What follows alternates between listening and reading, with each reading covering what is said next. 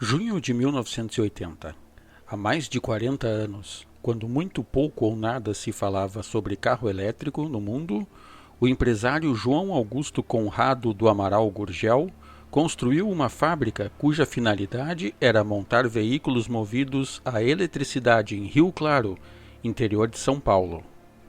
O projeto de um veículo do gênero, há 4 décadas, foi apenas uma das ideias extravagantes do engenheiro mecânico e eletricista, que mostrava inconformismo desde cedo. Diz a lenda que, aos 23 anos, quando estudava engenharia na Escola Politécnica de São Paulo, em vez do projeto de um guindaste, pedido pelo professor, Gurgel apresentou um pequeno veículo com motor de 2 cilindros, batizado de Tião. Como resposta, além da quase reprovação, ouviu do professor que carro não se fabrica, se compra.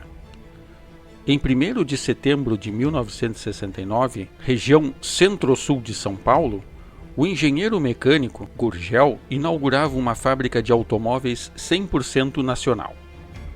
Entre tantas inovações, o empresário criou o primeiro carro 100% elétrico nacional e da América Latina, o Itaipu E150.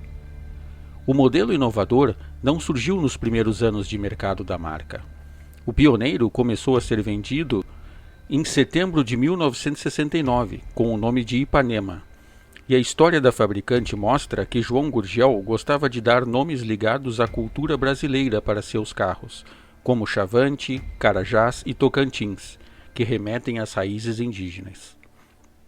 O primeiro protótipo do carro elétrico Itaipu foi apresentado no Salão de Automóvel de 1979, e seu lançamento veio no ano seguinte.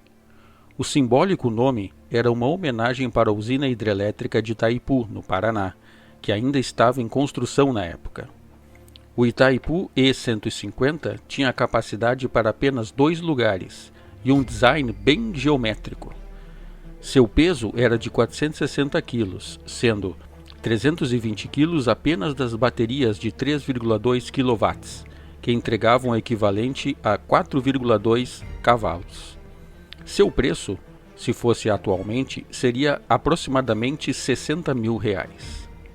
A velocidade máxima dos primeiros modelos chegava a 30 km por hora. Os últimos atingiam 60 km por hora.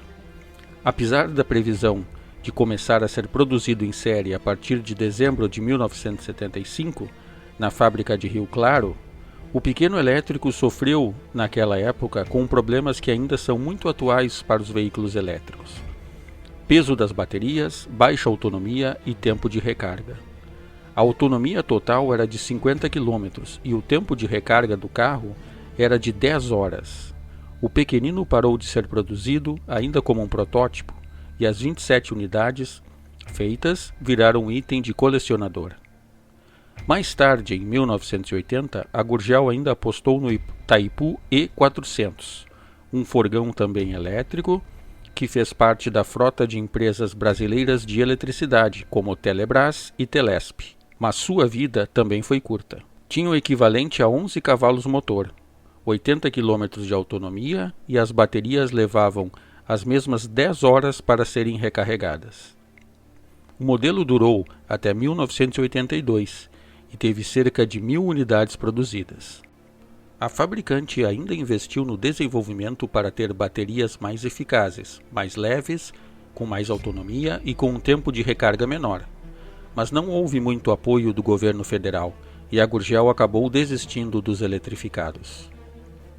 As baterias da época eram feitas de chumbo ácido, não de íons lítio como as atuais.